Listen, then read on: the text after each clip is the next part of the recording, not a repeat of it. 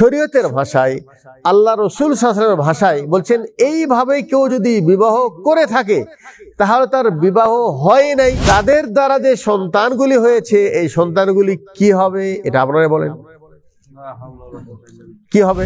বিবাহ যেহেতু সাব্যস্ত হয় না, অথবা আপনার সম্পর্ক এখনো ঠিক নেই, এখন ঠিক করার উপায় কি? তওবা করতে হবে?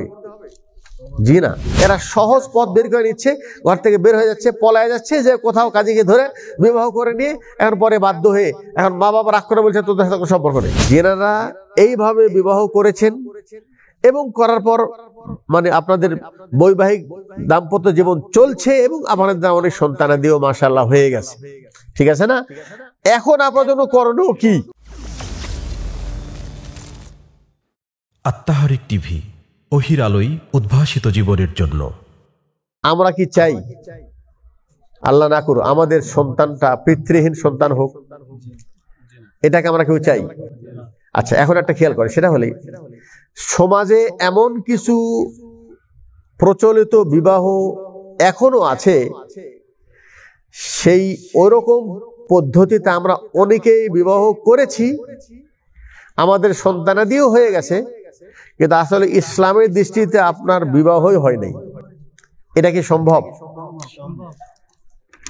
আচ্ছা, এখন দেখেন আপনি তার মধ্যে আছে কিনা এটা আপনি ভালো করে বোঝেন, একটু খেয়াল করেন। আল্লাহ নবী সাল্লাল্লাহু আলাইহি ওয়াসাল্লাম বলেছেন, আইয়ুমা ইমরাআতিন নাকাহাত বিগাইরি ইজনি ওয়ালিয়িহা, যে কোনো নারী সে যদি বিবাহের বাঁধনে আবদ্ধ হয় এই অবস্থায় যে তার ওলি, তার গার্জেন, তার পিতা, তার গার্জেন বিয়েতে রাজি ছিল না, ফানিকাহুহা বাতিলুন বাতিলুন বাতিলুন, তার বিবাহ অবৈধ অবৈধ অবৈধ। লা নিকাহা ইল্লা বিওয়ালিয়িন, যার ওলি রাজি নাই তার বিবাহ বৈধ নয়।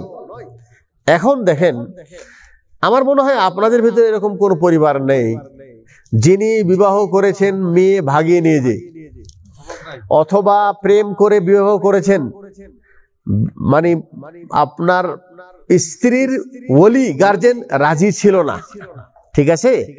শরীয়তের ভাষায়, আল্লাহ রসুল সাল্লাল্লাহু আলাইহি ওয়াসাল্লামের ভাষায় বলছেন, এইভাবে কেউ যদি বিবাহ করে থাকে তাহলে তার বিবাহ হয় নাই।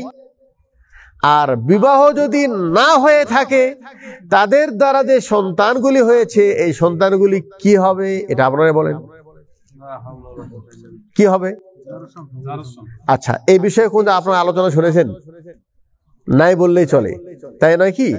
অথচ দেখেন শরীয়ত যে এই নীতিমালা দিয়েছে, এই নীতিমালাটা যদি আমাদের দেশে, এটা যারা আইন বিশেষজ্ঞ আছে অথবা আমাদের দেশে যারা বিবাহের দায়িত্ব, যারা দায়িত্বশীল আছেন, কাজী আছেন, যারা বিবাহ পড়ায়, তারা যদি শরীয়তের এই আদর্শটা যদি বাস্তবায়ন করত, তাহলে কি কোনো ছেলে কোনো মেয়েকে পলায়া নিয়ে যে বিবাহ করতে পারত? তাকে দুটা জিনিস, একটা হলেই কাজী সাহেব যদি জানতো যে আমি বিবাহ 10 বার পড়ালেও বিবাহ হবে না, আর ছেলে মেয়েও যদি জানতো যে এইভাবে বিবাহ পড়ালে বিবাহ যদি না হয় তাহলে সারা জীবন তো আমাদের সম্পর্কটা অবৈধ সম্পর্ক হলো। কথা বলেন নাই? তাহলে তাই যদি হয় তাহলে এখন কি উপায়?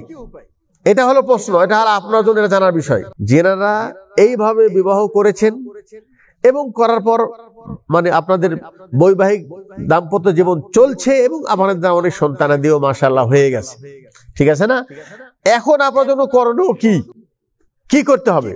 মানে আল্লাহ পাক বলে, ওহো বেচারা জানা ছিল না, এটা হয়ে গেছে, আর কি করা যাবে?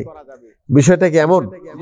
তাহলে হাদিস যদি বলে থাকে যে ওলি বা গার্জেনের অনুমতি ছাড়া বিবাহ করলে বিবাহ বৈধ হবে না, এখন বর্তমানে আমাদের দেশের পরিস্থিতিটা এত খারাপ, এত খারাপ। প্রথমত ছেলে মেয়ের একসাথে লেখাপড়া অথবা বেপরদায় চলাফেরা, মার্কেটে ঘোরাফেরা, রাস্তা গাড়িতে একসাথে চলাফেরার কারণে মানে দেখা যাচ্ছে 90% ছেলে মেয়ে তাদের সম্পর্কটা অবৈধ সম্পর্ক।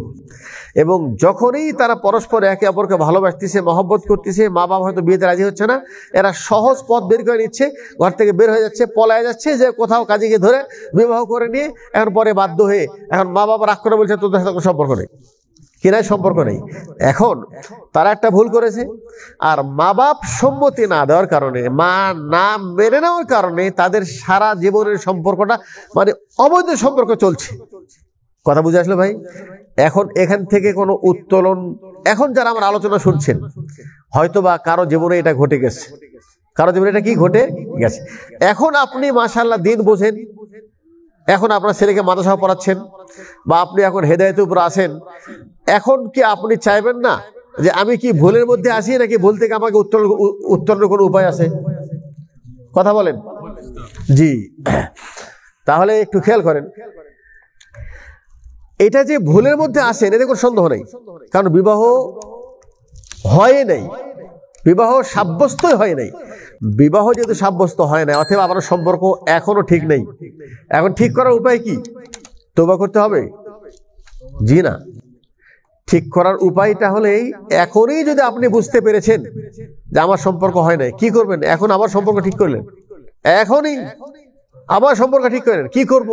ছেলে মেয়ে বড় হয়ে গেছে, কোনো সমস্যা নেই, স্বামী স্ত্রী আবার সম্মতিক্রমে, ওলির পরামর্শক্রমে, তাদের অনুমতি নিয়ে নতুন দেড়মোহর বেঁধে আপনি আবার নতুন করে বিবাহ পড়ান, এবং আপনার পূর্বের কৃতকর্মের জন্য আল্লাহর কাছে লজ্জিত হয়ে দোয়া করেন, তওবা করেন, আয় আল্লাহ আমাকে ক্ষমা করে দাও। কথা বুঝতে পারছেন তো? হ্যাঁ, সন্তান যেটা হয়েছে আল্লাহর কাছে ক্ষমা চান।